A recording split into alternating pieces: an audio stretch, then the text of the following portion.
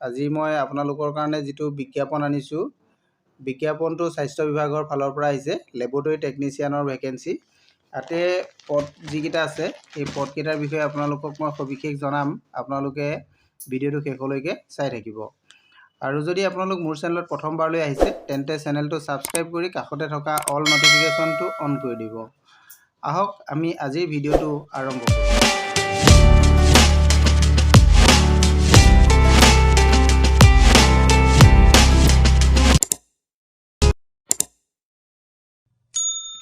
নমস্কাৰ বন্ধু বান্ধৱীসকল, আজি আপোনালোকৰ কাৰণে যিটো বিশেষ বিজ্ঞাপন লৈ আহিছোঁ, এই বিজ্ঞাপনটো আপোনালোকে ইয়াতে নিশ্চয় দেখিছে।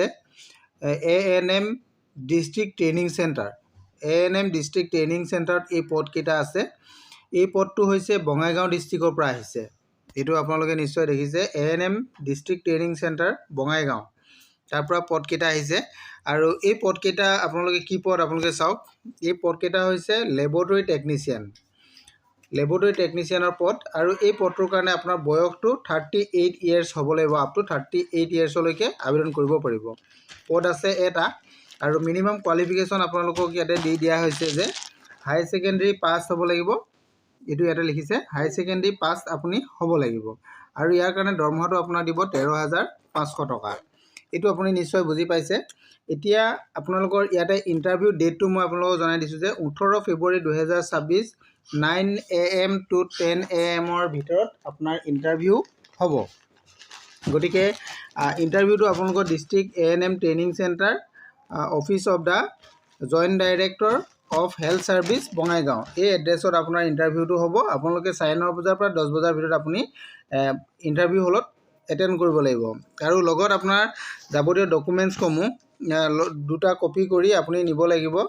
2 কপি ডকুমেণ্টছ আপুনি লগত নিব লাগিব, বায়'ডাটা নিব লাগিব। আৰু এই পদকেইটাৰ কাৰণে আপোনাৰ যিখিনি কোৱালিফিকেশ্যন চাৰ্টিফিকেট এই সকলোবিলাক আৰু এক্সপিৰিয়েঞ্চ চাৰ্টিফিকেট যদি আছে এইখিনিও আপুনি লগত লৈ যাব। নি তাত আপুনি ডাইৰেক্ট ইণ্টাৰভিউ হলত বহিব পাৰিব।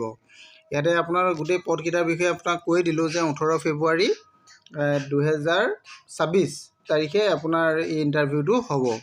গতিকে ইয়াৰ সবিশেষ আপোনালোকে আৰু যদি অধিক তথ্য জানিব বিচাৰে তেনেহ'লে ইয়াৰ অফিচিয়েল ৱেবছাইটত যাব, নহ'লে মোৰ ভিডিঅ' শেষত কমেণ্ট কৰিব। আপোনালোকক মই সহায় কৰিবলৈ চেষ্টা কৰিম। আজিলৈ থেংক ইউ।